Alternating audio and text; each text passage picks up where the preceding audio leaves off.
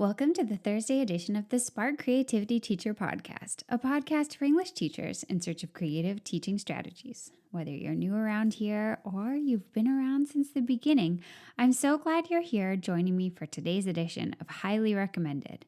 This week, I want to give you a few quick ideas for using your whiteboard to help share great books with your students.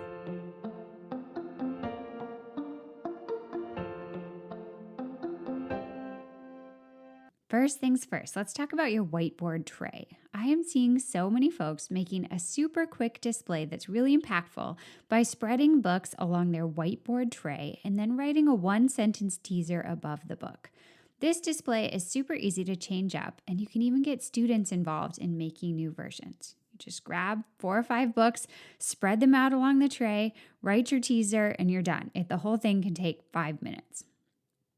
Next up, you can use your whiteboard to showcase what you're reading. Create a little corner of your whiteboard that says, for example, for me, Miss Potash is reading.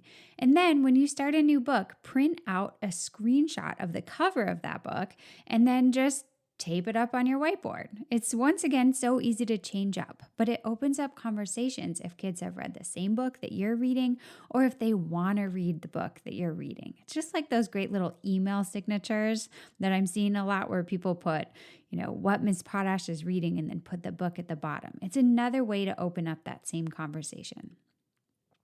Okay, next, I recently saw the Book Wrangler on Instagram talking about magnetic bookshelves that he's using in his library under the circulation desk, and I thought they looked amazing.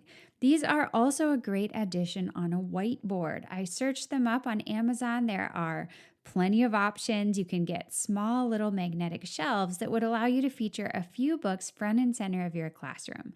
Once again, if you want to, you could write little headers or descriptions. You could put best creepy books for Halloween and put your 2 favorite thrillers or your 2 favorite mysteries, or you could put, maybe there's one kid in your class that has a book that they absolutely love right now, and you can put Adam says you must read this book, and then just put one book in that tray and see who takes it. And then the next day you do something else because that book is gone. It's just like a really fast hot spot for books.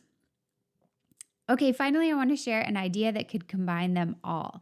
I've been creating free display materials for you for the various theme months throughout the year, most recently for Hispanic Heritage Month.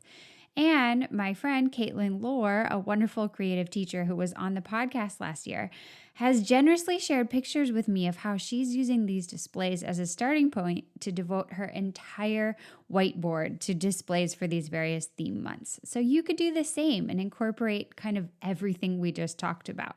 If you turn your whiteboard over to something like, check out these incredible books by Indigenous authors next month, you could feature books from that theme along the whiteboard tray, the first thing we talked about.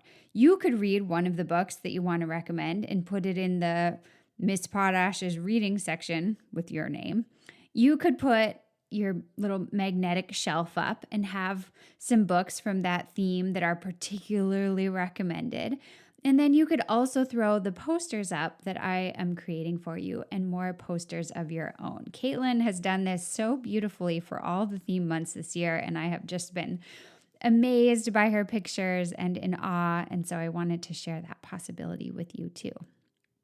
So, if you've got room on a whiteboard this year, I highly recommend trying one or all of these quick flips to turn it into a PR station for books and authors. None of them take very long, but they just might inspire a lot of new reading. Thanks so much for joining me today for our quick show to talk about how you might use your whiteboard to inspire readers. Until next time, take care of yourself and stay creative.